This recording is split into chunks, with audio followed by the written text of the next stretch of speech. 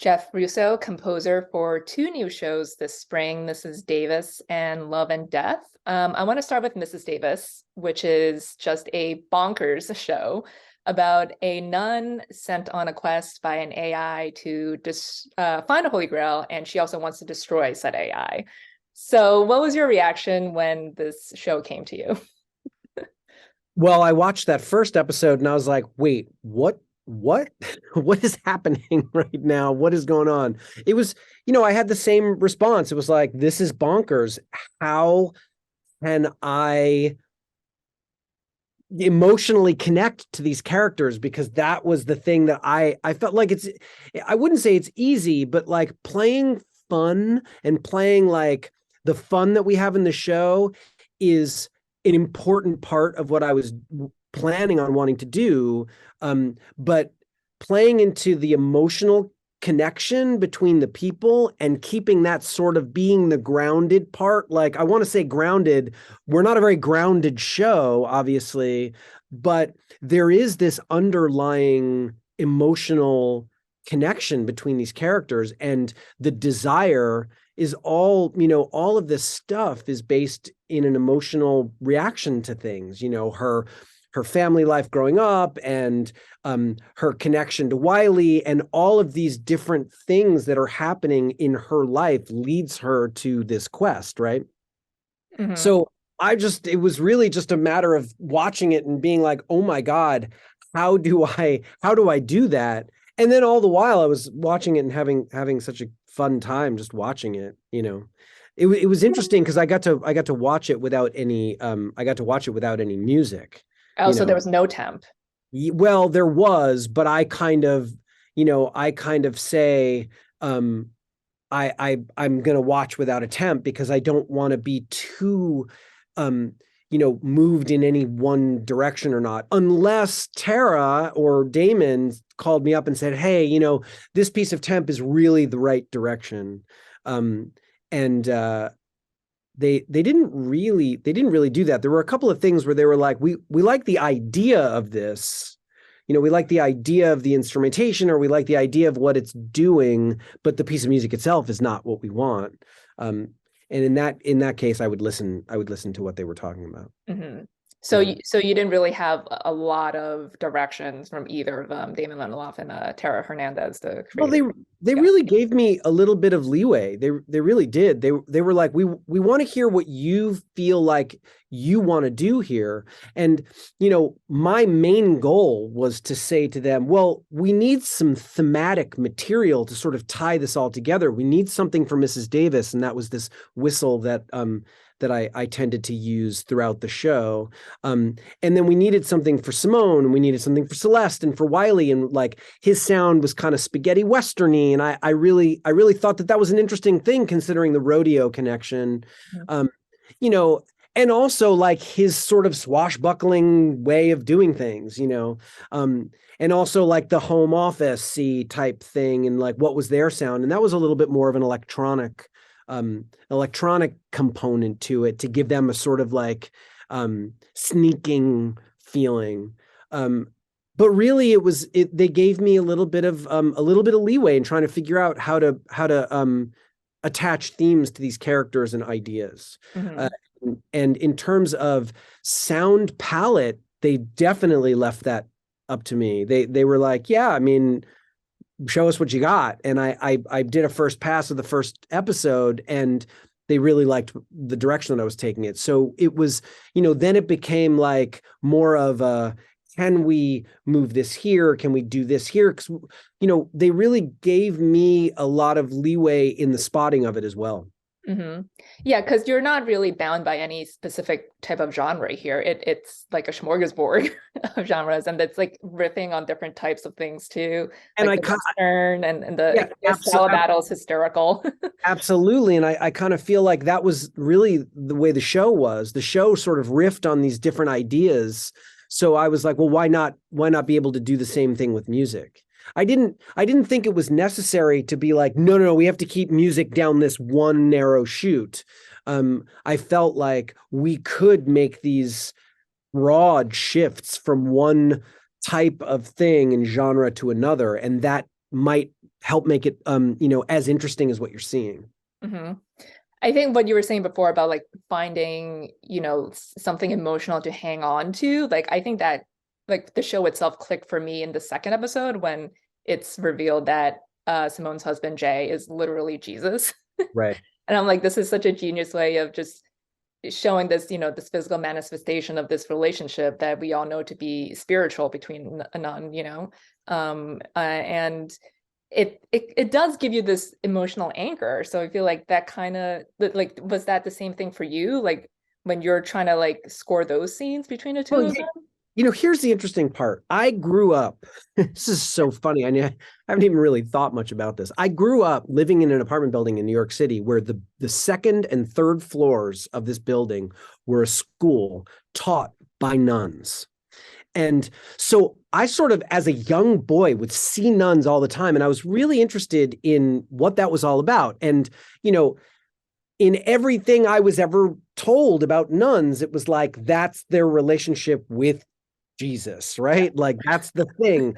And I have never seen it portrayed in that way, which is sort of like making that idea real, or not real, but like, Yeah, it's like it's a man and a woman. It's like, yeah.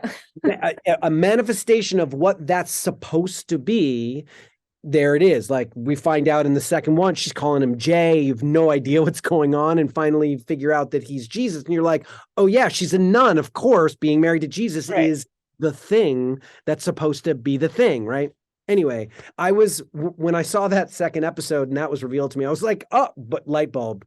And then I could then sort of give it what I did try to do for the two of them was give it a slightly spiritual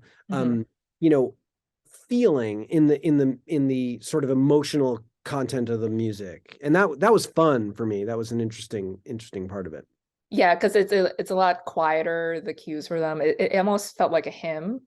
That's Yeah. right. And that was sort of the idea that I had. That was an idea I had for Simone initially. And then it sort of moved to her relationship with him. And it became more important for me to play that with that particular, sound palette. Mm-hmm, for sure. Well, you like we said, like you get to do a lot of riffs, like the spaghetti western, the medieval sort of battle, just running to a giant sword. And the end of the fourth, it's revealed that the Holy Grail thing we see at the beginning is a shoe commercial, hysterical. And I love that the music ad because it has this like hip hop beat. And then not to spoil anything, but there is a heist scene in the sixth episode, and you have some amazing heist music, very Ocean's 11 like. So what was it like just coming up with all these different cues and riffing on something, but also making it your own? Well, the hard part about doing, that particular style, right? Not the Ocean's 11 style per se, but jumping around from style to style while keeping it sort of connected thematically. That's the thing that interested me. How do I keep everything connected, but still feel like we're jumping from one thing to another thing and not feel like we have 9 different scores? It really did need to feel together. So in the heist, there's a little bit of Wiley's theme. There's a little bit of Simone's theme. There's a little bit of Celeste's theme. There's a little bit of everything that sort of plays into it. And it might be so subtle that the listener won't consciously make that out, but it does sort of, in my mind, keep you connected to the material because it is unconsciously familiar. So yeah, there's like some little motifs in there with the guitar. Yeah. And that's what I mean, like having to keep it all sort of a piece, but having completely different genre ideas. And that was super fun. Like that was just a lot of fun. Our recording sessions that we did for that were super fun. Like sometimes it was just me and a flute and a solo trumpet and my guitar. Or sometimes it was our full orchestra that we had here. And then on top of it, playing like rock guitar or, again, that sort of vibrato-y spaghetti Western guitar, which was, I keep going back to fun. Like it really was a fun time making that I think score. you feel that when you're listening to the score, when you're watching the show. It's like this is just a blast to get through. Yeah. I hope that's sort of the idea of like, if I'm having fun, I'm hoping that it's coming across in what people are hearing. Mhm. Which one was the most fun for you to compose and work on? You know, it, I think generally speaking, the first one is always a lot of fun because that's the unknown, right? It's fun and it's also scary. It's like sending that first theme into the producers to see if they're on the same page as I am, if I'm in their ballpark. That's always thrilling. But I would say uh when we get to, I think it's episode where is it? Episode 6? Yeah, the beginning of episode 6, when they're, or is it the beginning of episode 7? When they get on the boat. I Oh, think it's that's 7. Yeah. 7. So Insane. Yeah. the beginning of 7 was particularly fun for me in the style that I was sort of going for. And I won't give it away. Saying that they're getting on a boat doesn't really give anything away. But you know what I mean? Like It's hard to give away the show when anything can happen. that's true. It's very true. But that was a particular fun for me. That style of music was fun. Awesome. Well, switching over to Love and Death, which is ostensibly a very different show from Mrs. Davis, but they both deal with faith in their own ways, and they both have Elizabeth Marvel, so that's cool. Yes, it was when I saw the character you know revealed to me in episode 2 of Mrs. Davis. I was like, wait a second, because I had no idea until I saw the show that she was in both. It was That's so interesting. funny. Yeah. Well, how familiar were you with the real case of Candy Montgomery? Well, I was too young, I think, to have paid much attention to it when it happened. But I knew about it. I had heard about the show and I had heard about the original article that was written about it. And I actually went and read that to sort of get an idea of what it what it was. So I was sort of prepared for the story, but you're never really prepared to see that kind of performance. Elizabeth Olsen's performance is nothing short of spectacular. Playing Candy. And when I watched it, and that was a show, it was interesting. They sent me all 8 episodes at once, and I watched them all in a row. So I got to see the whole thing and see the character develop and see the whole thing bloom. And it was pretty incredible seeing her portrayal of that character, which you don't really get when you just read the article or even when you read a script. Mm-hmm. Yeah, for sure. And I love how the score in the beginning starts out kind of sparse, this like piano cue, and then like once obviously after the murder happens and then they get into the trial and everything, it ramps up. So how did you go about just escalating that kind of tension throughout the show? Well, it's interesting. It's almost like it's almost like two different ideas. Mm-hmm. What happens prior to the murder and what happens after the murder, the kind of show that we were in the first part of it, and then what we become. It was an emotional more of an emotional thing at the very beginning, and then it becomes more of a thriller. And in dealing with the idea that she's done it, or did she do it, or what happened, because nothing really, it gets sort of revealed slowly as you go, right? And I guess we're not we're not spoiling it for anybody, because obviously the story history is not a spoiler. not a spoiler. But so it was a really interesting way. I sort of worked on that first half first and then moved on to the second half. And I sort of treated it as two different ideas. Yeah, because the first half, especially when they start their affair, it's dreamier. It feels kind of surreal. It's like, is this really happening? Yes. Well, it's more of a subjective it's more subjective, and I was Yeah. playing in her head, in Candy's head, and when it turns, it becomes more objective, and you want to sort of look at it from a 30,000 foot view as opposed to like inside her head. Hmm. Well, in the fifth episode, Candy undergoes a hypnotic interview, and it's a spectacular scene for Elizabeth Olsen, like just incredible. But your cue gradually comes in, and it feels like almost atmospheric as she's trying to recall what happened and also like her childhood. So, what was your approach for that scene? Well, a lot of this particular show was I need to stay out of the way. Like these performances are just so great. And there wasn't really much of a need for me to push the audience in one direction or another. I was simply sort of there in a situation with that scene in particular. I was really just there to create mood.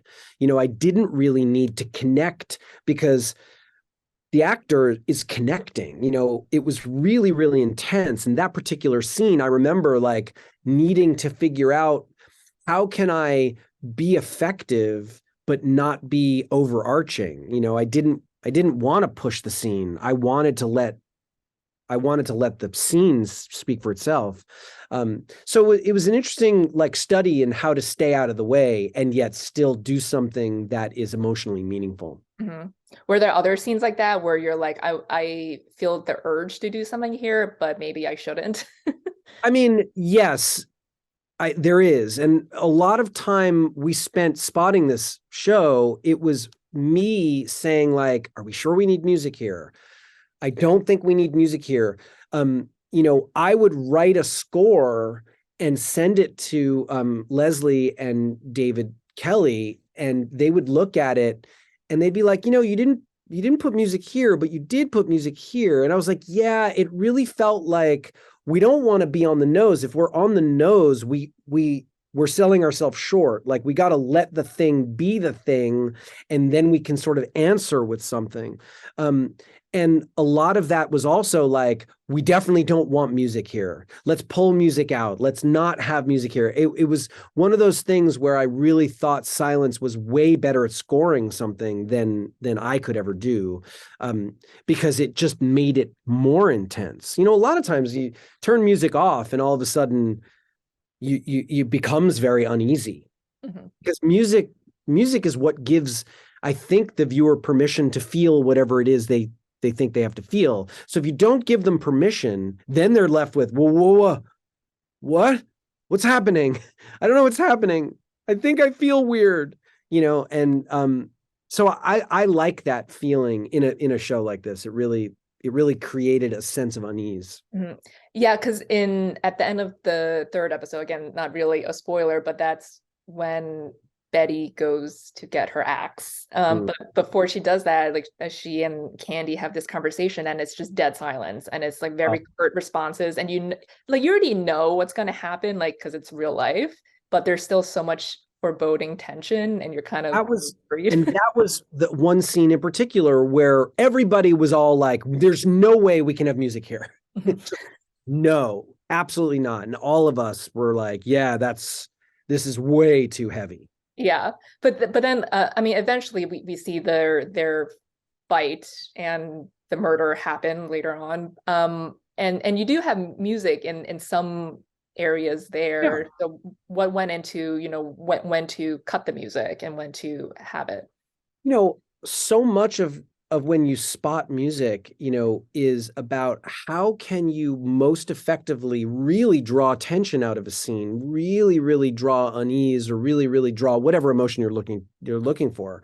So a lot of that scene was about bursts of music and then silence and then a little music and then not any music, and a lot of that was meant to keep the viewer sort of unbalanced because it was such an unbalanced scene, right? Like it's so um it's so it's a terrifying scene, really. It's a terrifying scene seeing two people, one person unhinged and another person unhinged for two totally different reasons, get together, and then you've got this unbelievably unhinged connection between the two of them, and how can I keep that unbalance going? How can I keep it so what's going to happen? You've no idea, because the last thing you want to do is be like, okay, play that low ominous music and she's gonna hit her with the we didn't want to do that. We wanted to sort of make it feel like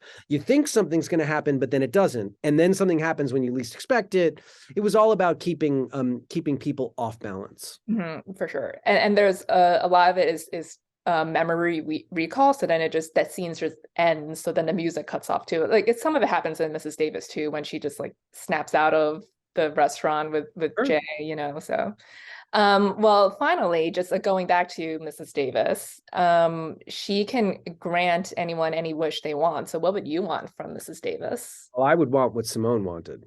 Ooh, that's not a bad request. Yeah. I Yeah. think, like, AI at some point, as helpful as it is, I don't think we quite understand No. what exactly is going to happen with AI. So I'm just like, maybe we don't want to go there.